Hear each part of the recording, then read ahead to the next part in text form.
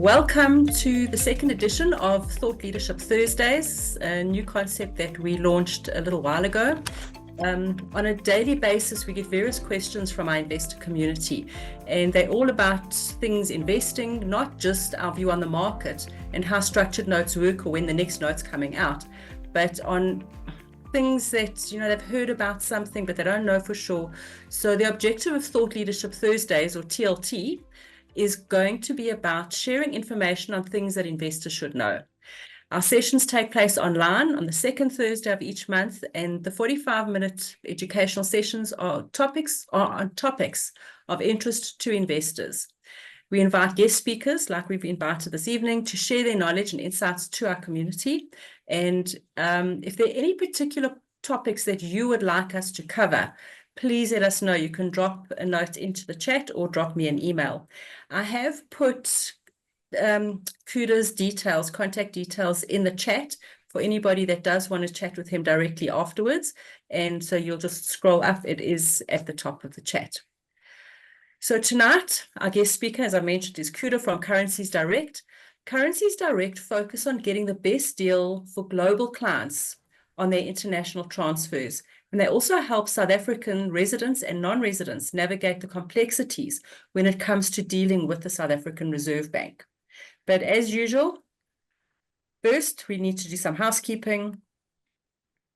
Go there. So Cashbox is authorized and regulated in both Mauritius and South Africa. All of our disclosure information is available on our website, and the information that you receive here is for education to assist you guys make informed decisions. So what we present shouldn't be taken as advice or recommendation. It is for information purposes. So moving on, what we're going to be covering tonight, starting with Kuda, who started his career as a business analyst, and all his roles since then have included foreign exchange components, ultimately resulting in where he is today with Currencies Direct. Having lived and studied and worked in Asia, Europe, the US, and Africa, he's got a broad understanding of the nuances involved in global money transfers, along with an appreciation of the challenges that can be often presented to one due to the regulatory differences between countries that are subject to their respective exchange control regulations. Topics he's going to be covering tonight are going to include why would one use a treasury outsourcing company such as Currencies Direct opposed to using your bank, how Currencies Direct help individuals to optimize their foreign exchange transfers, and then as well as tips and tricks that you guys should know about or be aware of. Should anyone want to contact Kuda, as I said, his details are in the chat. And then with that, Kuda, over to you. Good evening, everyone. Thank you very much for attending. Thank you very much to Cashbox and Jill for allowing me to come and share my thoughts. And thank you for that little blur. I forget how some of those make you feel a bit more grander than you actually think you are. So a nice reminder. As Joe mentioned, I am Kuda from Currencies Direct. We are foreign exchange specialists. Now, I'd like to give you a full overview or explanation of exactly who we are and what we do. So to give you a full scope and get started, I just want to confirm, or at least properly define, as Joe mentioned, we are a treasury outsourcing company.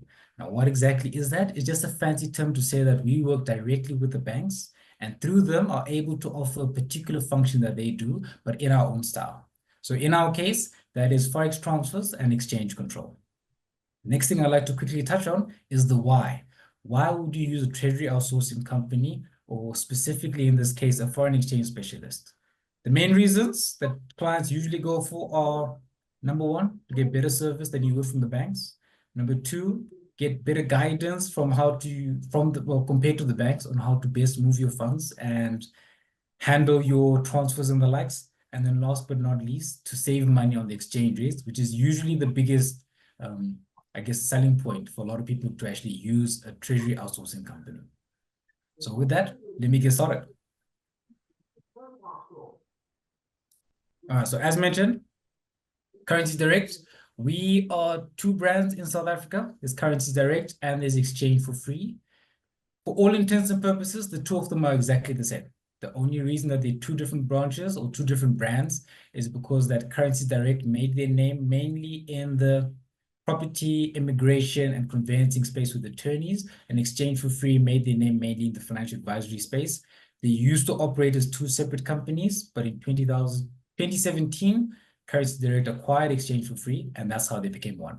Rather than actually merge them, they just let them stay as two separate brands. So often when we deal with clients, we'll usually then let you know which of the two is probably better fit for your requirements. Our equity partners are Corsair, Palomon, and Blackstone, and those are all in the US, and those are the ones who mainly make a lot of our day-to-day decisions. To give you a figure or a better global footprint of how we work, we have over 20 branches all over the world, everywhere from South Africa, the United States, all over Europe, as well as India and Australia. And the main benefit of this is that we have settlements accounts all over the world, which allow us to reduce the costs for client transfers, as well. It also means that we can not only help clients sending money out of South Africa, but can also help them bring money into South Africa cheaply, as well as send money anywhere else. So if you're looking to send money from US to Australia, we can help with that whole portion without you having to actually get the banks involved or come through South Africa itself. Moving on. Now, you're going to see a lot of slides with data on them. So I'm going to summarize this slide for you. And what this slide basically says is that we are excellent and we are good. That's pretty much a good summary. I'm going to touch on a couple of the other main things down the line over the course of the presentation. But ideally, that's pretty much what the slide is. We established in 1996, over 400,000 customers now, over 20 global offices as mentioned. And we do quite a bit of transfers. We're just over 250 billion now for the last year. And we have a pretty solid rating on Trustpilot for our service. Now, in the style of presentation I'm going to give tonight is going to be more based on the main questions we get from clients and then how I would answer them, or at least our recommendations is how to treat those different queries that we get through. And hopefully then that will help and kind of contextualize a lot of the queries you get and how they can help you ideally in your day-to-day lives. So the first question we often get, what are your rates and fees? Now, this is a fun one to answer because we have no fees or rates that we actually charge for clients. The only exception is that for transfers below 100,000 Rand, we charge 375 Rand. Above that, there is no account opening fee. There's no account monthly fee, no dormant account fee that we open up for you. There is no fee at all, no commission, no transfer fee. And we work with Investec and Capitec Business Bank, through which we have our different currencies that we can offer for clients, as well as the different services we provide. Now, the next question after I've said that is that, well, that sounds too good to be true. If you don't charge any fees, how exactly do you make money? And where we make money is on the margin. Now, for those who don't know, banks actually make money as well on the margin. Now, for those who don't know what margin is, if you go onto Google and you type in what is $1 to Rand now, there's a rate that you get there. But if you go to your bank, there are two different rates that you see there. Usually a buy and a sell or a bid and ask spread. That's the difference between what you see on Google and what you see at the bank is the margin. Simplified is just the markup that the bank actually puts to make money on your foreign exchange transfer. So a lot of people think that if the bank isn't charging any commissions or the likes, there's nothing, it's a free transfer. No, the bank is actually making the money on the actual margin in there. To use the example that we have there on the screen, you've got market rate there as 18. This is what you'd see if you maybe went on Google. And then if you went to the bank, you'd see 1850. Now, the 1850 is the inclusion of the margin that the bank has put to actually make money on your transfer. In this case, the margin that they've added there is 0.5, which basically, if you like to speak in percentages, is just under 3% that they're putting on as the markup for the actual exchange rate. If you came to us, you're getting closer to about 1% to the actual margin that we add on top. So you'd be getting 1815 as a rate that you send out. So that's the cents, in terms of cents, for those who like to speak in that regard, is about 2%. But basically, you're saving 35 cents for that transfer. Simplified, that means that the bank, and now because the rates are higher, just keep in mind this is for sending money out. If you're bringing money in, you'd get a lower fee because obviously the bank needs to take off the money because they need to buy low and sell high. In this case, that means by using a treasury outsourcing company like Currencies Direct, you're looking to save money on the exchange rate.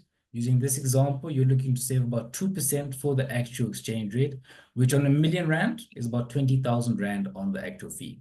So whenever again you go to the bank and you think there is no hidden fee or they're only charging you that 400 for the SWIFT fee and 600 for commission, that's it. The percentage that they hit in that exchange rate is where they're actually making money. Now, to be a bit more transparent with that, The next question we then get is who's the best and who's the best least, or the least best, sorry. Now from the big four, just to give you context, it goes from left to right as to regards to who has the best rates and who has the worst rates. Standard Bank typically is known to have the best rates. That's usually for those who know the Shift app, same setup, still Standard Bank. You're looking for between about 0.8% to about 1.2% that they usually add on their margin. In the middle, you've got apps and FNB. They typically add between 1 and 2% on the margin for the exchange rate, and it fluctuates based on the amount you're transferring as well as the currency that you're transferring. So your majors such as the US dollar, pound, euros will usually be priced on the lower end, and then Aussie dollar, Chinese yuan, Japanese yen, those kind of currencies are priced higher up on the end. And then Nedbank right at the end is usually pricing anything from about 1.5% for the margin all the way up to 4% that we've seen clients lose on that actual transaction. Again, all of them will have given you a commission or transfer commission cost of maybe 400 Rand or the commission extra for 200 Rand for Swift fee and the likes. What you don't know is that percentage that's hidden in. Basically, that means that if you bank with a Nedbank, you benefit a lot by using a current foreign exchange specialist like us. Whereas on the flip side, Standard Bank, you might only gain a little bit. Now, in the same light, if you haven't noticed as well, you probably noticed that they also ordered in the direction of perceived service level. So Standard Bank clients will typically have the most complaints about dealing with Standard Bank, especially when they need to get to customer service. Whereas on the flip side, Nedbank is typically known to better offer streamlined service and a better service overall. So with treasury outsourcing companies, our mission is to offer you Standard Bank-like rates with Nedbank service or even better, just so you get a better package and therefore we make money on the process. Now, with the margin I explained in the earlier page, when we've then taken off the discounted margin for you for the exchange rate and we've sent the funds off, how we make money is that the bank actually splits that little bit of margin with us. And because in a year we transfer over 250 billion, the little percentage of 1% actually starts making up quite a bit in terms of how much we make money in the process. And our teams locally aren't that big. We're looking at about 70 people in total. Our overheads are small, so it's not necessary for us to actually charge additional fees and the likes.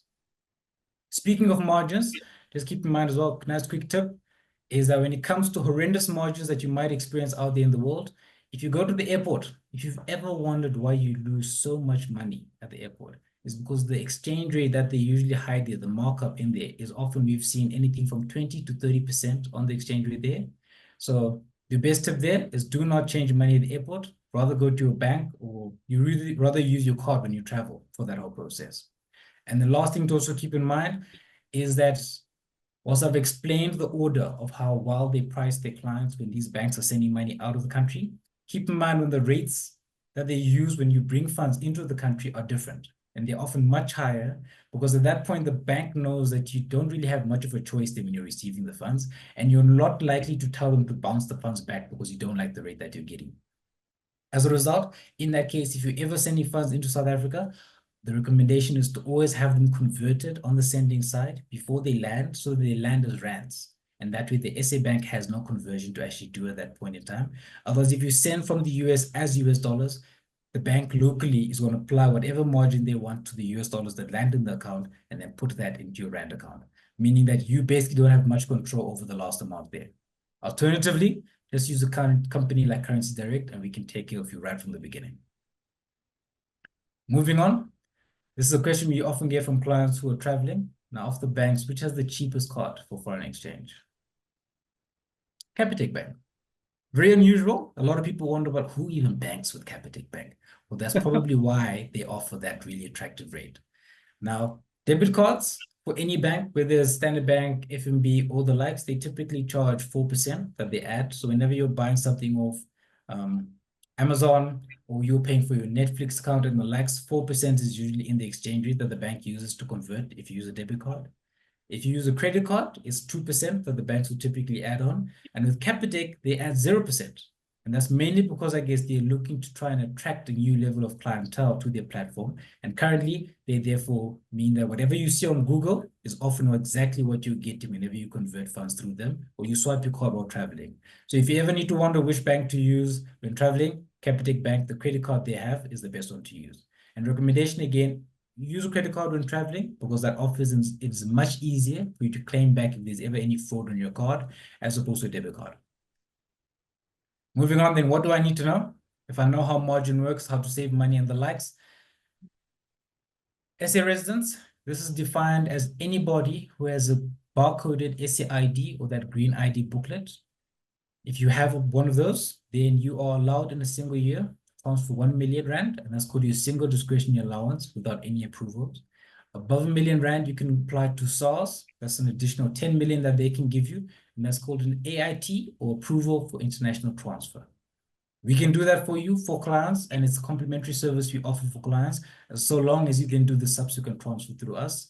And then last but not least, if you want to transfer over the total of the 1 million from your single discretionary allowance and the 10 million from SARS, we then need to go to the Reserve Bank to get approval for you for that process. Now, a question we get here is often, are they looking to take more tax from me during this process? No, they're not looking to take more tax from you.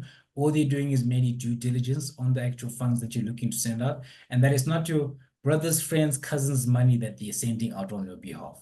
You're just making sure that these are actually your funds. Ultimately, though, it is important to make sure that your tax records and all your tax affairs are in order. Otherwise, SARS and the likes will not process these applications in when they come through. And if you like timelines, they typically take about 4 to 6 weeks for them to give approval from both ends. So keep that in mind so that if you ever have any deadlines, if there's a note that's been released and you need to get it done quicker, it's better to get those approvals done now or later so that you don't have any hindrances later down the line. Both approvals last from 12 months from the date of issue, so it always gives you a lot of leeway in terms of when you can use it. For non-residents, this is anyone that does not have an SCID, what we call a full foreigner at that point in time, or anyone who has ever financially immigrated, what is now called ceased to be a tax resident. For those individuals, you are required to show proof of funds introduced for you to be able to send the funds back out of the country. The best way you can do that is basically your proof of payment. Once you send the funds off, there's one called an MT103 SWIFT. It basically is like bank language that tells the bank that this bank sent the funds and this bank acknowledged receipt of the funds. And that way, it confirms that the funds actually went across. That's your best way to actually keep that record. Alternatively, having a copy of the statement where the funds were credited in South Africa when the funds landed here is another alternative that you can actually have. And the main reason for that requirement is that the Reserve Bank just wants to make sure that South Africans are not using foreigners to circumvent the above rules. So that way, foreigners can only take, or non-residents can only take funds out of the country that they can prove that they brought in themselves. Anything else basically has to go through approval, for example, inheritance or anything else like that, but that's a bit more straightforward. And then last but not least, you can repatriate 75% of your SA income every year if you're a non-resident. 75 mainly because it's expected you're paying tax on the money and you also need a little bit to live on while you're here as well. Moving on, so of all those processes, how can Currencies Direct assist? As mentioned, we can convert funds into pretty much any currency out there in the world, whether you're sending money out of South Africa into South Africa or any other world currency or world country out there in the world. We also have no hidden fees and we save you money on the exchange rate. And we do this because the amount of money that we send through our partner banks, that's Investec and Capitec Business again, allows us to have a bit of leeway in negotiating with them for them to actually reduce the exchange rate for the client that we then use, that we refer to them for their transfers. And in that margin that we've reduced for you is where we make our money, as mentioned. We also handle all the exchange control paperwork as a complimentary service that includes any of the SARS AIT processes, as well as any of the Reserve Bank approvals that may be needed for any complicated cases and the likes. Last but not least, we have a 5-star rating on Trustpilot for our excellent service. Now, service is one of those tricky things to explain. So the way I like to put it in is, who here has ever in your life dealt with a bank's customer service team, and after that interaction, you thought, you know what, I loved that so much that I'd love to do it again? I don't see any hands being raised. So that's pretty much how we like to differentiate ourselves. We're in your faces, we're available. You always have our direct contact details. And throughout the process, you always know who to call or who to speak to for you to have any queries resolved, just so you can have a better service throughout the process. And if you have any questions, you can calmly let us know and we can then advise appropriately, as opposed to worrying that whenever you tell your bank an answer, they might be trying to catch you out. We're not trying to do that. We're actually trying to help you best in moving your funds. And then if you are interested, how does it usually work for a treasury outsourcing company to run your whole process? It begins by having an initial discussion. And again, the point of that initial discussion is to just make sure that we understand your requirement, where you're sending the funds to, and we can therefore offer the best service or the best product for you for that process. We then proceed to open the account and then handle any of the red tape, that is your SARS approvals for international transfer, Reserve Bank approvals that are needed for that whole process. And from there, we proceed to book the currency and make your payment for you. The payments, for those interested, are usually reflecting on the other side within 1 to 2 working days. That's the typical standard for actual transfers. And then next, the best part, Forex tips. Now, these are a couple of insights, a couple of nuances that I myself, I guess, have appreciated through my role, and a lot of the questions that we often see or issues that we see clients face. So I'd just like to leave you with a couple of Forex tips before I then wrap up. First one is scams. These are our favorite ones. They come in quite often, and especially during Christmas. It's nearly as if the scammers themselves also need to make money, a Christmas bonus for themselves. So anyway, the first one to keep an eye out for is the inheritance scam. Guys, for your loved ones or for yourself. If you ever get email from some Nigerian prince or from some British company promising you that you have inherited from some long lost uncle you have never met in your life 10 million rand, and all you need to do is pay them 5,000 rand for them to finish up the attorney fees, that is a scam, guys. If you ever have to pay money to receive money, that is likely a scam. Your best bet in that situation, if you really do want to entertain it, ask them to draw down from the amount you're supposed to get to pay those fees, so you don't actually have to pay anything yourself. Second one to watch out for is email interception. That has become more popular, especially when dealing with attorney firms and the likes, because they are often quite the victims of your scammers. If you ever get banking details over email, please always give a call to a trusted number to verify those bank details before you make a payment. Now, you don't have to do this every time you have to make a payment, just always the first time before you make your first payment to the place, because obviously from then on, you're often just using that saved beneficiary in your bank details. Always just make sure, because email interception happens so quickly, and if you do make the payment to the wrong place, it can be nearly impossible to try and get those funds back later down the line. So rather be safe than sorry later down the line. Reserve Bank scam, that's another popular one we see.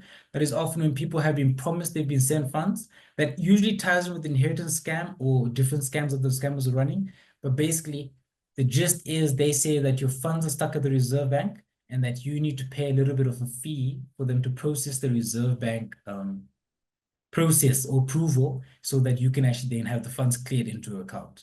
Again, if you ever have the Reserve Bank themselves contacting you directly, that is a scam.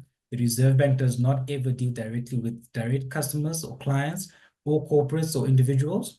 They will always deal through your bank. So for example, if you were getting the funds meant to be sent to Standard Bank will reach out to you, not the Reserve Bank. So if you ever get that situation, guys, that is likely a scam. Please just be wary. Again, with any of them, if you're ever uncertain or unsure, feel free to give me a ring. I'm more than happy to clarify. Next tip.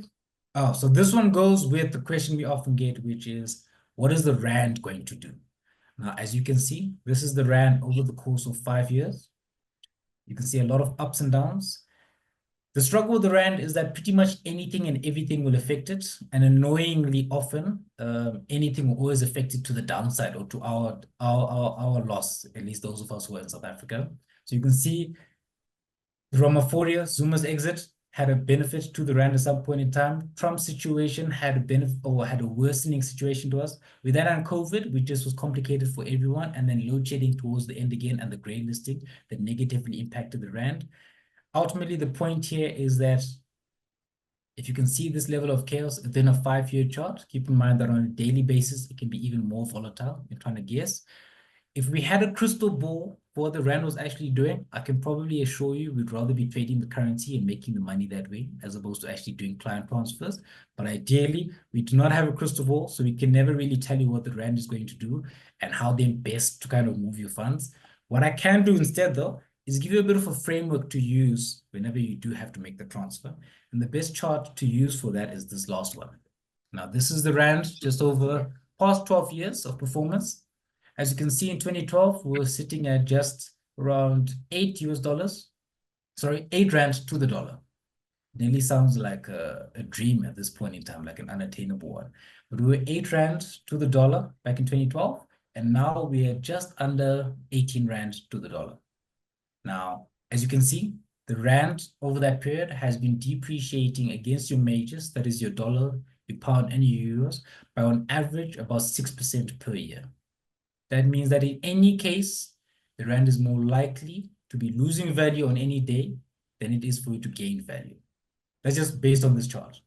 As a result, the advice we usually give people, or the recommendation we'd give, is that if you have a fixed commitment, whether in costs or you have a deadline, whether there's a note that has come out and it closes up in this month, guys, do not try and gamble with the Rand. Whatever, as soon as you have the funds, get whatever rate you get on that day and send the funds off. On the flip side, if you don't have a fixed commitment and you don't have a deadline at least, you're feeling a bit lucky, you can of course wait. But what I do like to tell people then is, if you're looking for any benefit from the Rand, rather consider it from the perspective of, can you afford to lose 5% within that any month or any space of time that you're waiting for that benefit that you might actually accrue.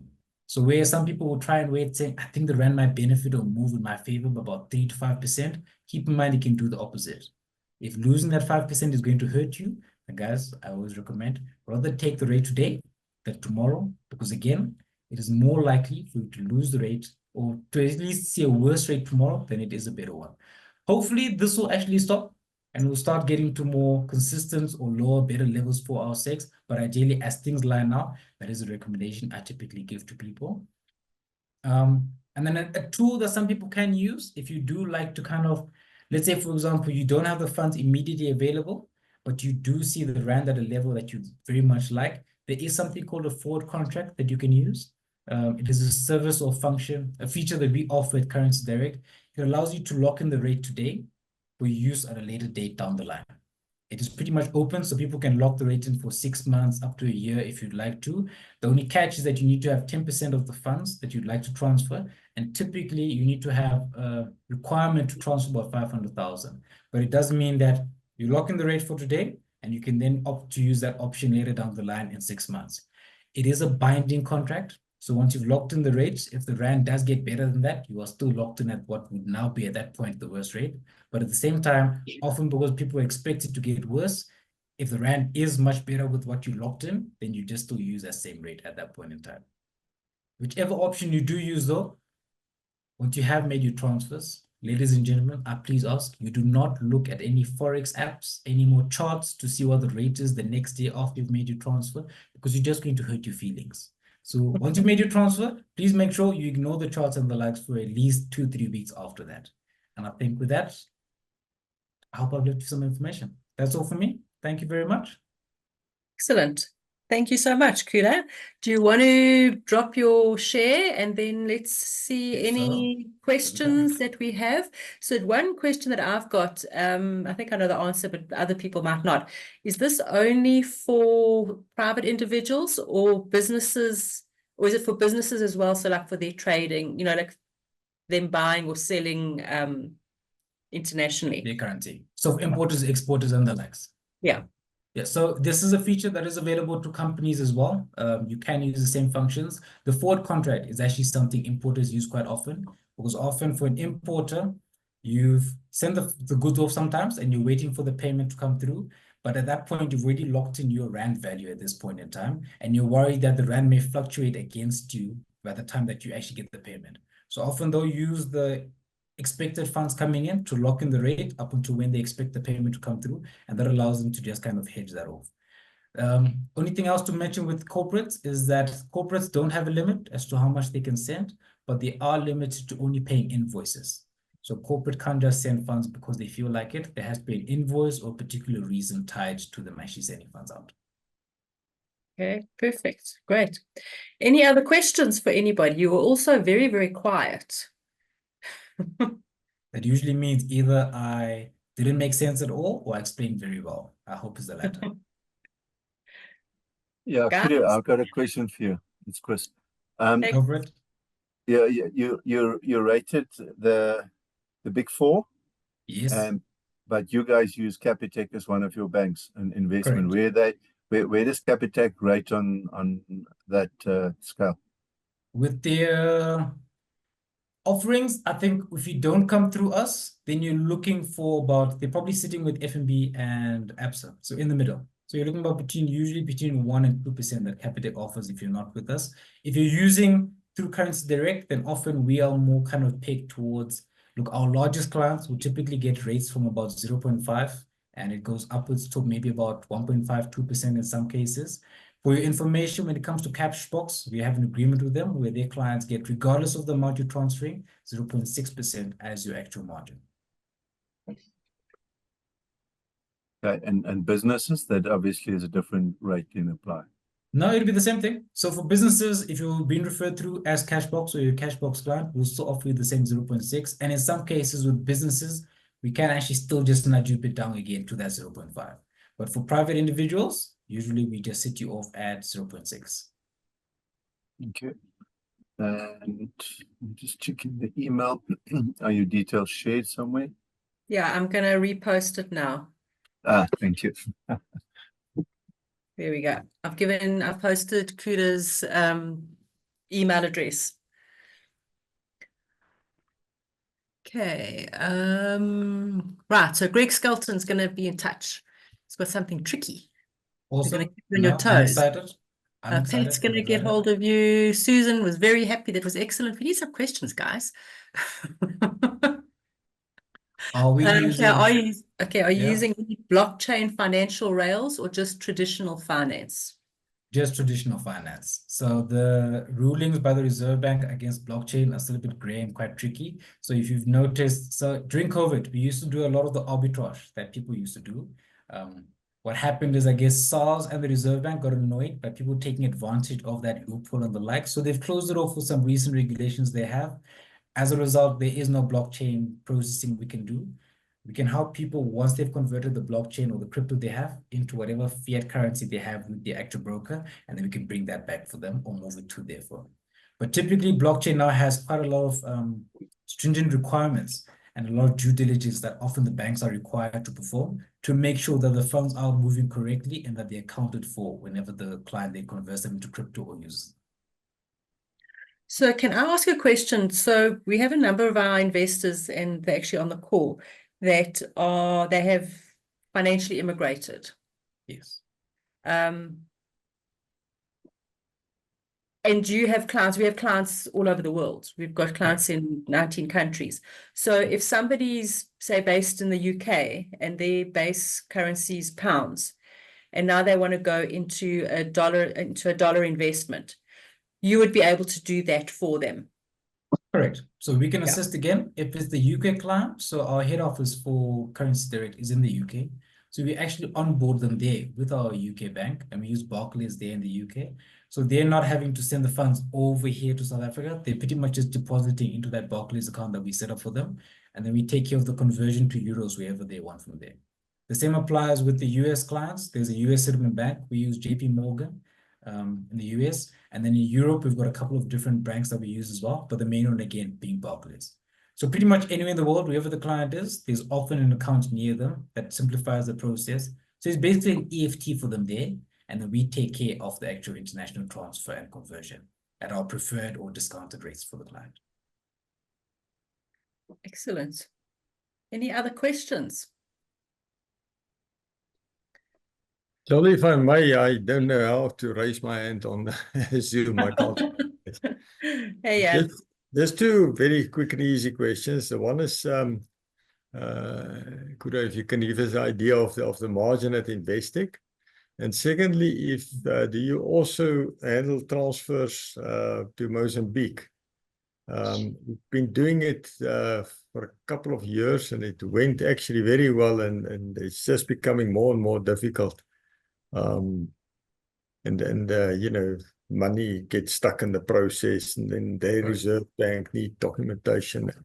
Then eventually they pay only 30%, and 70% must go into a US dollar account. Also, just want to hear if you can help with that kind of transaction as well.